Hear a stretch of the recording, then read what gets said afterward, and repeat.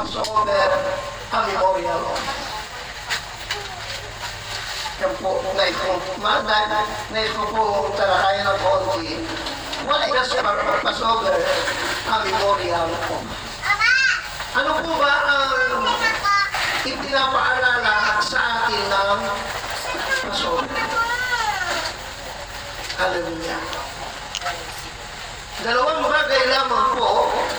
bagay po ipinapaalala sa Biblia ng Passover. Ang unang-una po ay sa Lumang Tipan o sa mga Hudyo. Pangalawa, sa ating mga Kristiyano. Una po sa mga Hudyo, sapagkat unang ginamit ang katagang Passover sa aklat po ng Exodus. Chapter 12, mga kapatid, ng Exodus. Nasabi po ay ganito. Exodus chapter 12.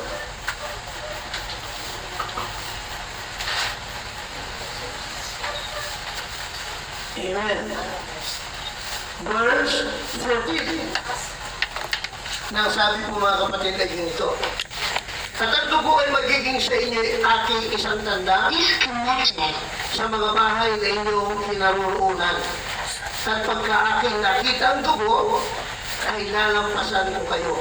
At walang salong inasa sa inyo, napapatay sa inyo, pananakit ko sa lupain ng Egypto. Yan po ang sabi ng Diyos sa mga Israelitas o sa mga Hudyo, mga kapatid. Ito yung sila po ay nandoon pa sa pagkaalipin sa Egypt. Remember, brothers and sisters, ang mga Israelite para rin tayong mga Pilipino. Bakit? Tayo po 400 years na tinalipin ng mga banyaga. Sino po mga banyaga umalipin sa atin ng 400 years? Yung mga Espanyol. Amen? Hello? Mayroon pa noon. Ang mga Israelite ay naging alipin sa lupain ng Egypto for 300 years. Mas matagal tayo dahil for 400 years na tayo po ay naging kulong-kulong niya ng Espanya. Kaya po yung mga ugaling Espanyol hanggang ngayon ay minana natin. Kasama na dyan yung Mañana Habit. Ano ba yung Mañana Habit? Ha? Gagawin ngayon, ipagpapabukas pa. Pero, kaya naman gawin ngayon, pero pinagpapabukas pa. Yung bukas.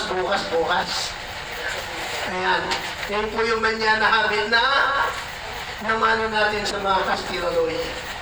Hello? Praise God. At siguro kasama na dyan yung yung sinasabi nilang Filipino mentality na na pag may usapan, laging late. Hello? Makakasama na rin dyan na namanan natin sa kanila eh. Purihin ng Panginoon. Ha? Kaya sabi ko nga nung nakaraan, nung ako'y nag-announce alas 4, pero alam ko alas 5 makapagsisimula. Hello? Ewan mo ba? Okay, nag-start tayo alas 5. Okay, so salamat sa Diyos, mga kapatid. So, laging ganyan pala gagawin natin. Every time, mayroon tayong advance ng isang oras. Kasi yun eh. Yun na ugali natin eh. Okay? Sige, magalit si Lord. Magbuhin. Magkagalit si Lord. Wala eh. Tayo na gagawa ng paraan, i-adjust na natin sarili natin. Alright, mga kapatid. So, Sarap niya na. ang mga Israelite, mga kapatid, ay naalipin sa loob ng 300 years sa Egypt. At dumating na po ang panahon na sila po'y palalayain. Dami no? Alam na rin yung kwento ni Moses. Yung Kung kanin. paano si Moises mga kapatid ay Sa babaw. Sa ilalim. okay. Sige. Paano na natin para hindi maingay. Kaya ng tubig. Kaya ng tubig. Okay.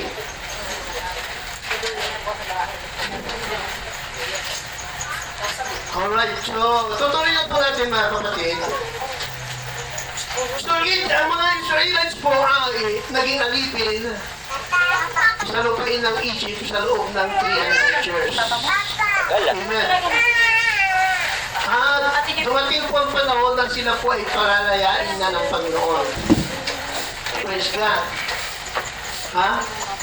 Siguro alam niyo yung kwento ni Moises. Kung paano si Moises ay ipinanganak ng isang Jewish woman. Amen? Pero nung panahon ipanganak siya ay pinagpapapatay ang mga Israelitas na lalaki na iba na sanggol. Kasi napansin ng paraon ng Egypt na mas madaling dumami ang mga Israelites kaysa sa kanila mga Egyptians. Kaya natakot sila na baka dumating ang panahon na mas dadami ang Israelites kaysa sa kanila.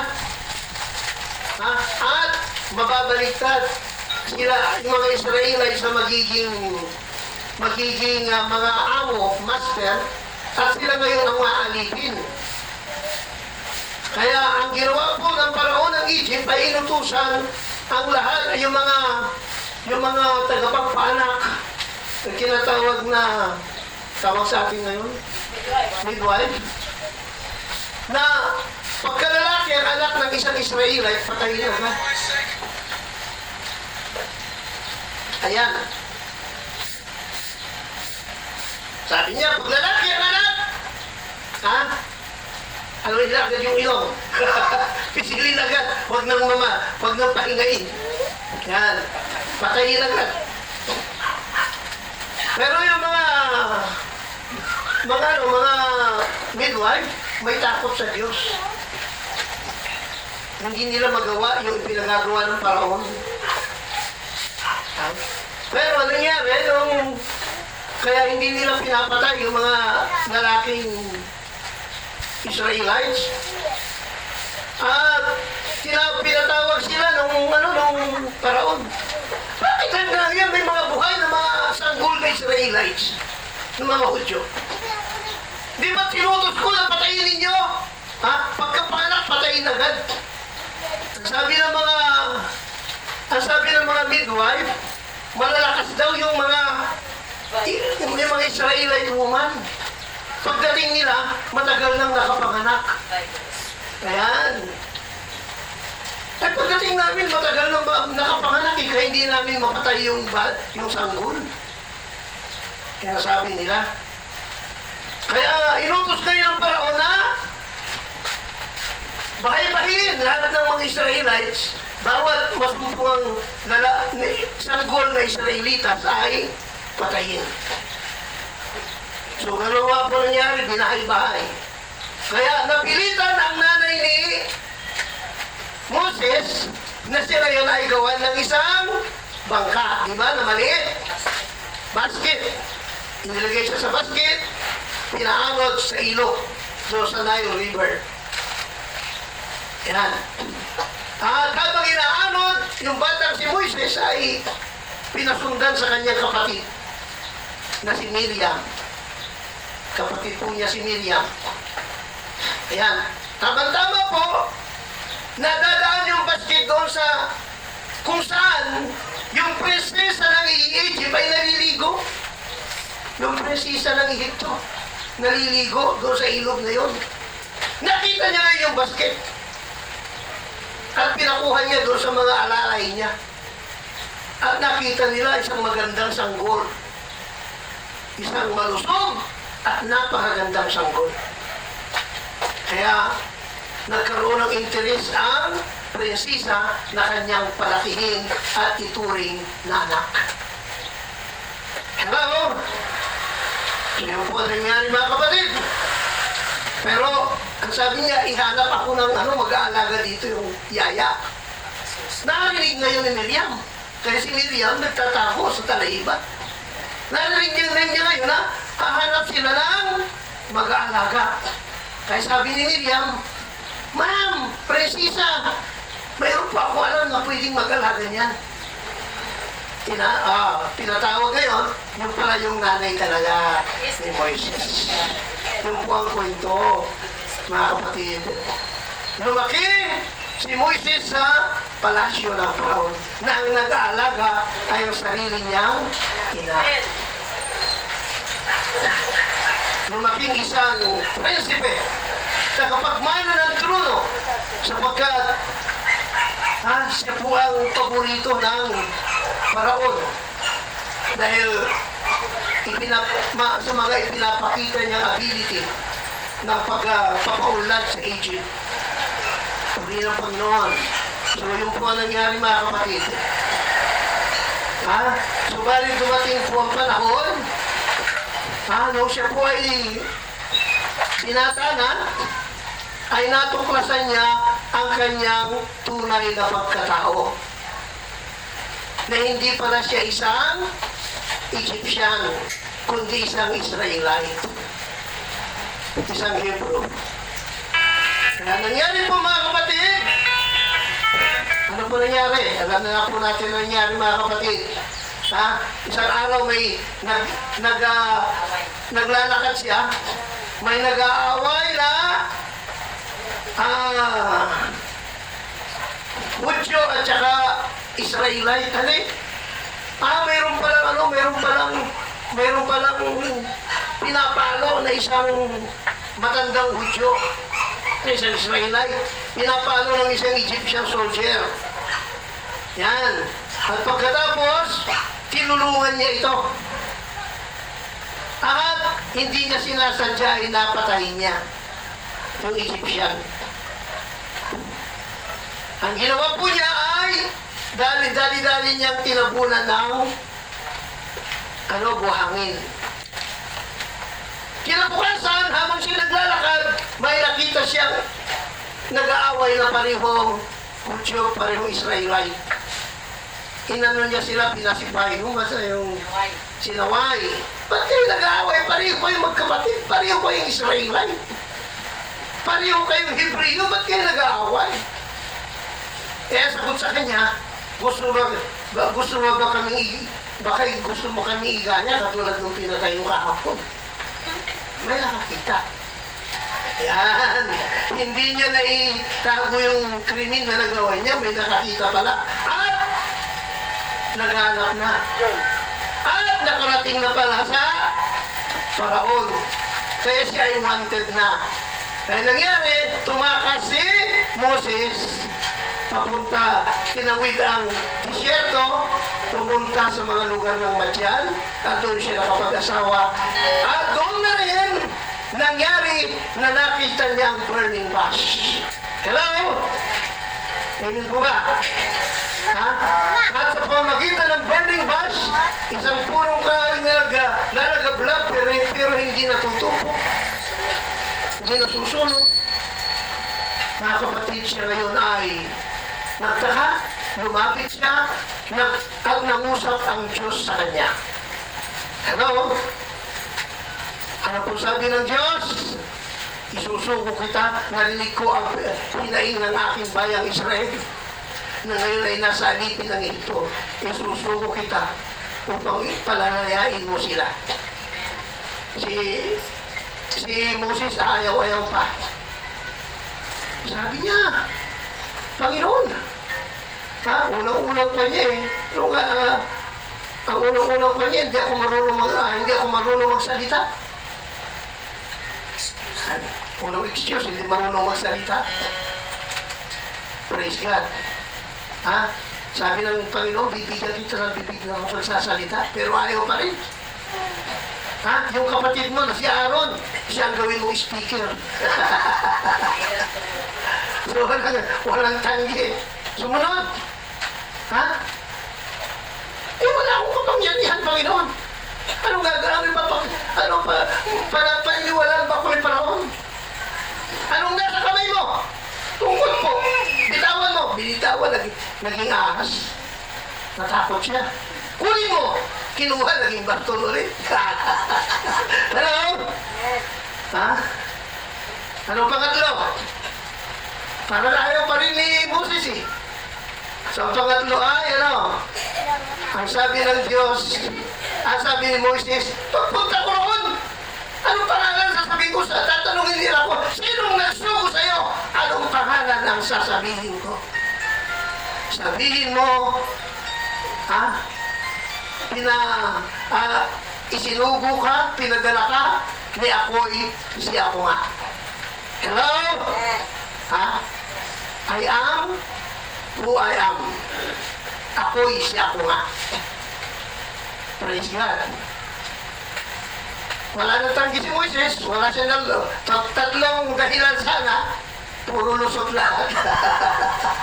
Wala na po siya, hindi po na po siya makatanggi. Pumunta po sa Israel, pumunta sa Egypt, bumalik sa Egypt, at the rest is history. At pupunta na po tayo sa nangyari nung gabing iyon. Abib 14. Ang sabi ng Panginoon, pinakahuling plague na gagawin ng Diyos sa Egypt. Kasi lahat ng klaseng salot, ibinigay na ng Diyos sa Egypto. Una, yung ahas, yung baston, ginawang ahas.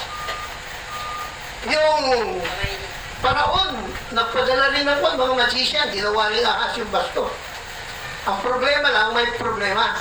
Kasi yung ahas ni Moises, pinagkakain yung ahas ng mga magician. Hello? Pero ang sabi ng ang Faraon ay matigas ang puso. Sumunod, lahat ng tubig sa Egypt naging dugo. Walang mainom, walang mapaligo, wala talaga. Pero matigas talaga ang puso ng Faraon. Ano ba? Nagkaroon ng mga palaka. Kahit saan, pati sa higaan, may palaka. Praise God. Ano ba? Langaw! Ano ba? Yung balang! Ang dami-dami salot. Ano ba? Nagkaroon ng granizo. Nagkaroon ng pizza-pizza. Pero matigas ang Faraon. Ayaw paalisin ang Israel. Bawat salot ay padala ng Diyos. Ang sabi ni Moises, let my people go. Pero sabi ni Moises, I will not let your people go. Praise God. At ang pinakahuling salot, ang salot ng mga panganay. Hello? Ang sabi ng Diyos, nagtagda siya ng pizza. Ang buwang ito ang gagawin ninyo unang buwan ng taon. Sabi niya, ano yun? Yung Abib. Unang buwan ng taon. At sa ikalabing-apat na buwan ng taon, bawat pamilya kakatay sa inyo ng isang kordero. Isang tupa na lalaki na isahing taong gulang na walang kapintasan. Walang pilay, walang sakit, puting-puti, walang batik-batik. Ayan. At paglubog ng araw, starting na ikalabing-apat na araw ng buwang iyon, kakatayin ninyo, at yung dugo niya ilalagay ninyo sa hamba ng inyong mga pintuan. Hello? At ang sabi niya, sa gabing iyon, dadaan ako. At ang bawat pintuan na walang dugo ay papasukin ko at papatayin lahat ng panganay. Panganay ng tao, panganay ng lahat ng kanilang kayupan. Hello? At ganoon nga po ang nangyari, ikalabing-apat na araw ng buwan. That is Abib 14. Hello? Ha? Which coincide sa ating pizza ngayon na April 1. Ang Abib 14 ngayon ng Jewish Sacred Calendar ay April 1. Amen? Ano nangyari? Ha? Hapon po, lahat pumatay, bawat pamilya pumatay ng kordero at yung dugo inilagay sa hamba ng pintuan. At yung kordero po ay inihaw nila at kanilang nagpiknik ang bawat pamilyang Hudyo. Sarado ang kanilang pintuan, may bahid ng dugo sa hamba. Pagkatapos, nandoon sila sa loob, pamilya, nagpipiknik doon sa laman ng inihaw na kordero. Hello? Ano po nangyari mga kapatid? Nung gabi iyon, dumaan ang Panginoon. Pinatay ang bawat panganay, lahat ng pintuan na walang bahid ng dugo. Sapagkat ang sabi ng Panginoon, when I see the blood, I will pass over it. Yung po yung tinatawag, kaya nagkaroon ng salitang pass over. Hello? Pag nakita ko ang dugo, kayo ng dugo ng kordero, lalagpasan po ang bahay niyo. Lalagpasan po kayo. Pero pag walang dugo, papasukin at papatayin ang mga panganay. Kaya nung gabi iyon, habang mga Israelites ay nagkakailan ng kordero, nagpipiknik ang bawat pamilyang Hudyo, umaawit ng papuri sa Diyos, mga kapatid, ang mga Egyptian naman, ang bahay ng mga Egyptians, puno ng palahaw at iyakan. Hanggang doon sa palasyo ng Paraon, si Paraon sumigaw. Bakit? Yung kaisa-isang anak niya na nakapagmana ng trono namatay. Hello? Kaya si Moses pumunta kay Paraon. Ano Paraon? Ha? Magmamatigas ka ba? Let my people go!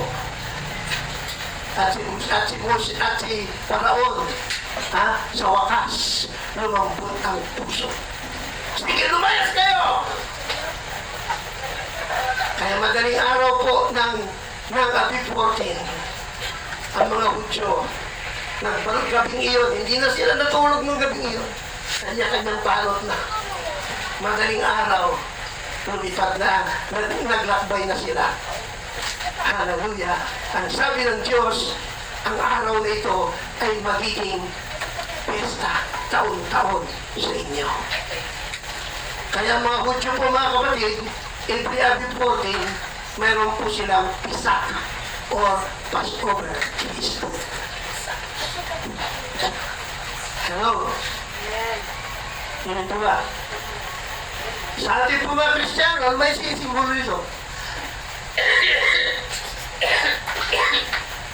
Ito ang gabi, Abib 14 po ng gabi, noong ating Panginoon Kristo at ang kanyang mga alagad ay nagsama-sama sa isang bahagi. Praise God. At noong gabing iyong kakaiba, sapagkat sila po ay nag-celebrate ng Passover. Meron po silang Passover lamb na pinatay. Ngunit, bago sila pagkatapos nilang kumain ng Passover, mga kapatid, o bago sila kumain pala, mga kapatid, magsalo-salo doon sa kordero ng Pasko na inihanda nila. Ang Panginoon, kumuha ng tuwalya, pinunasan ang kanyang, nilugasan ang kanilang mga paa. Praise God. At pagkatapos ay nasabi na kung ako na inyong Panginoon ay naghugas ng inyong mga paa, narapat din namang maghugasan kayo ng paa ng isa't isa. Binigyan ko kayo ng halimbawa upang gawin ninyo katulad ng ginawa ko sa inyo. Na kung ako na inyong Panginoon ay naghugas ng inyong mga paa, ganun din maghugasan kayo ng paa ng isa't isa. Yan po yung tinatawag na foot wash. At pagkatapos, kumuha siya ng tinapay at pinaghati-hati. At kanya ibinigay sa kanila bawat isa. At kanya sinabi, ito ang aking katawan na nagkahati-hati dahil sa inyo, gawin ninyo ito. Kumuha siya ng saro, pinainom ang bawat isa. Ito ang dugo ng aking bagong tipan na nabuhos dahil sa inyong mga kasalanan. At ang sabi niya, gawin ninyo ito bilang pag-alaala sa akin. Do this in remembrance of me. Do this in memorial of me. Remembrance and memorial is the same. Amen? Kaya inaalala naman natin ngayon, mga kapatid, si Jesus Christ. Gawin ninyo ito bilang pag-alaala sa akin. Kinabukasan po ng umaga, si Jesus Christ ay inaristo na, pinagbuhat na ng cross, alas 12 ng tanghali, pinatay siya, alas 3 ng hapon, namatay siya, at bago lumubog ang araw, ay siya inilibing sa libingan. So yun po mga kapatid ang mga pangyayari. Anong araw po siya namatay? Abib 14. Bakit Abib 14 din? Sapagkat siya ang kordero ng Diyos na naghaalis ng kasalanan ng sanlibutan. Amen? At ang sabi po ng banal na kasulatan, 1 Corinthians chapter 5, verse 7 and 8 ay ganito. 1 Corinthians chapter 5,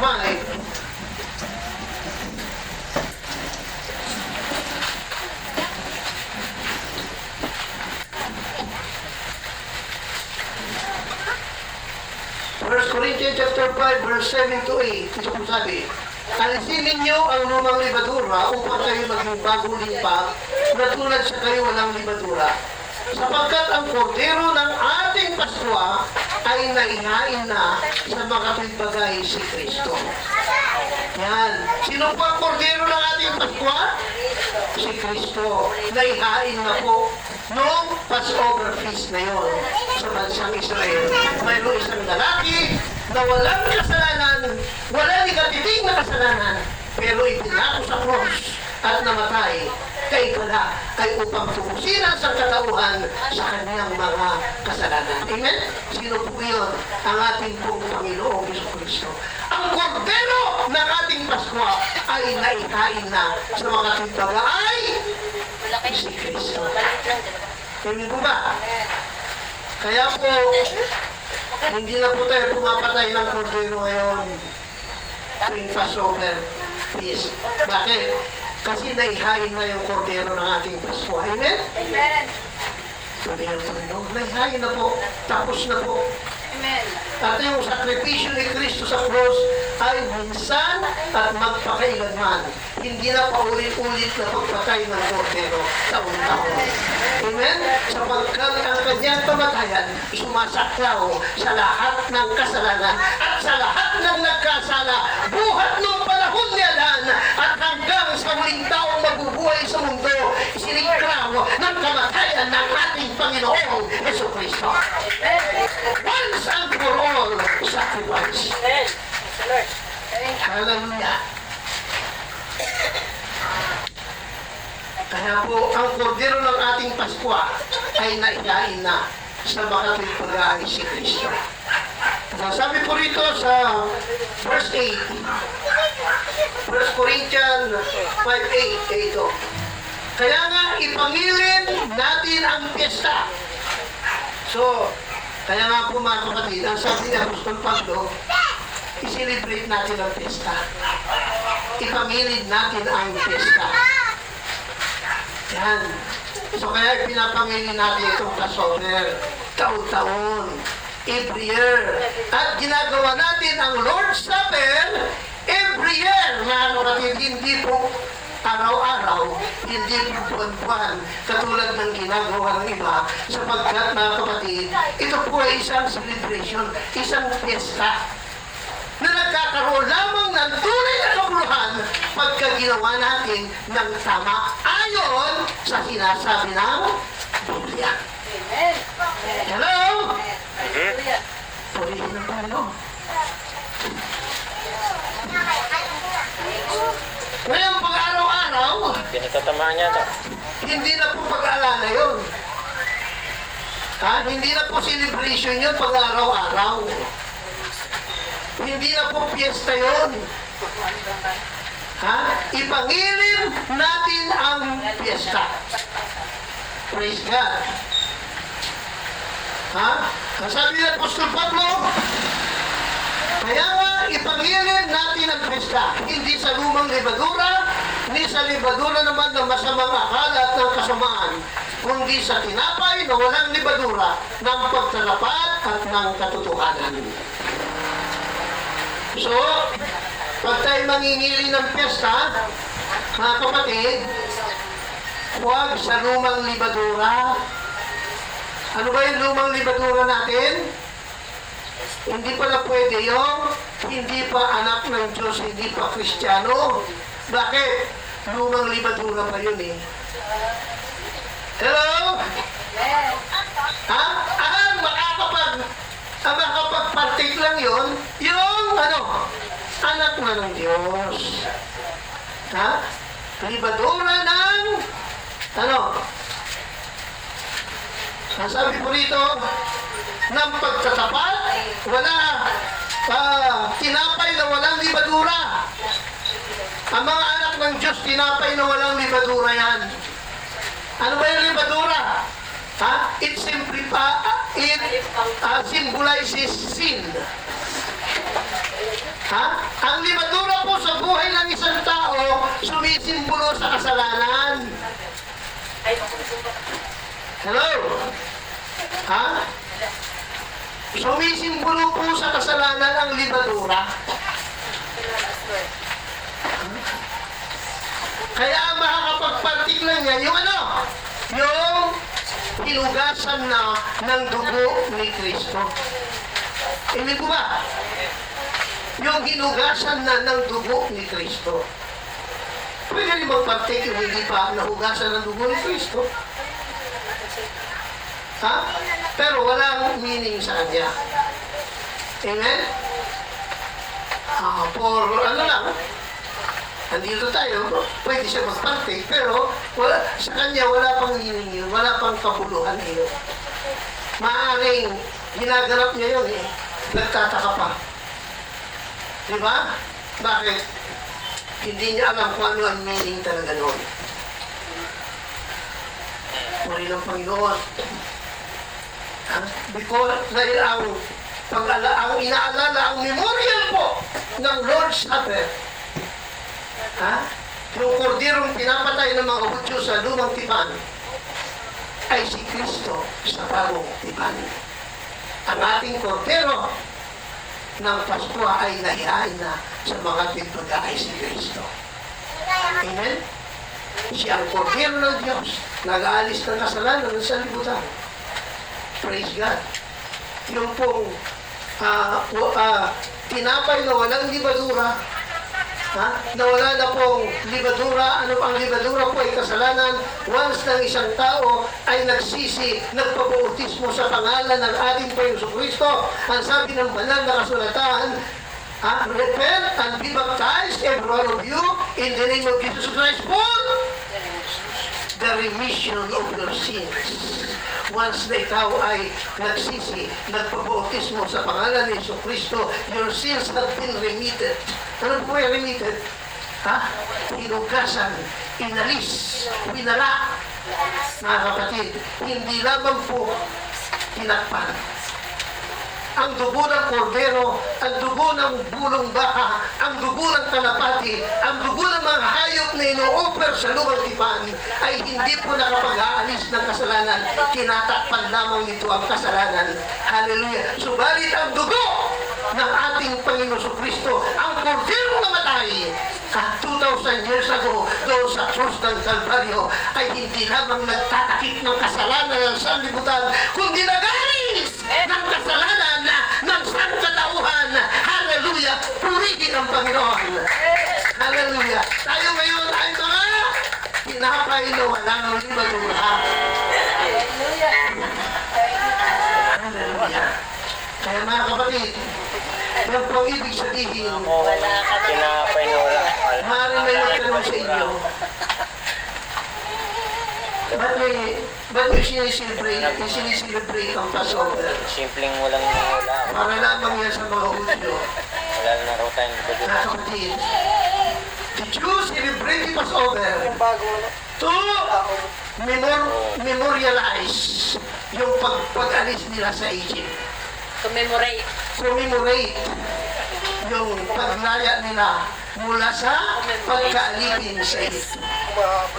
Tayo naman mga Kristiyano, we are celebrating, we are commemorating this Passover sapagkat pinalaya rin tayo ng Panginoon sa talikala ng kasalanan, sa talikala ng kamatayan, at tayo ngayon ay may buhay na walang hanggan. Amen?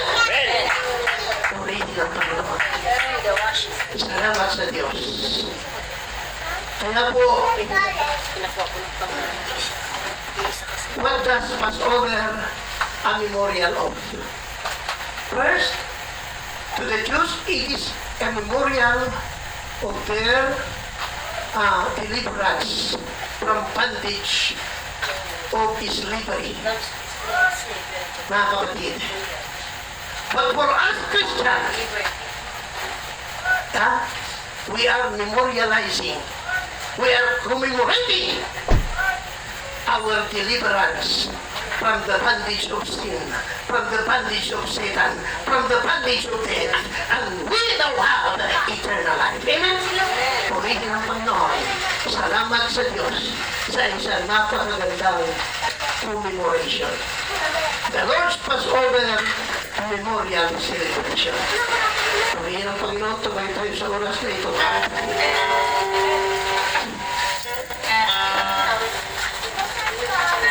At sa oras na ito, mga minamahal, we are going to have our foot washing service. Ang sabi ng ating Panginoon, mga kapatid, ay sa John chapter 15, verse 13 ay ganito.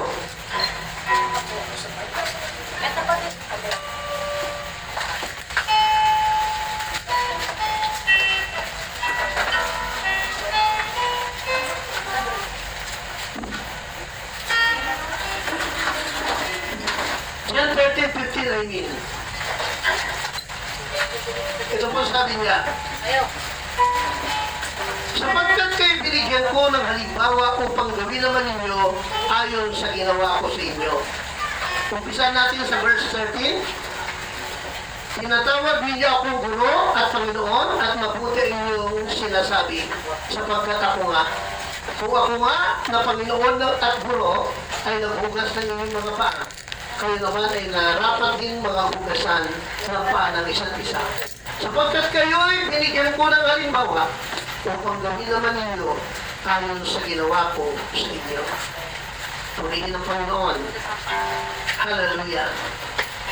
Foot washing. Maaaring ito ay iniisip natin, anong kabuluhan nito? Bakit natin ginagawa ito? Ginawa ko ng Panginoon Nag-arpan eh. at inutos niya rin Nasampahan. na gawin natin sa bawat isa ang maghugasan ng paa ng isa't isa. Washing. Sa ating pamumuhay bilang Kristiyano, bilang umpisan po natin sa pagiging ordinaryong tao, karaniwang nadudunghan sa ating pamumuhay araw-araw, ang karaniwang nadudumihan sa atin ay yung ating mga paa. Bakit?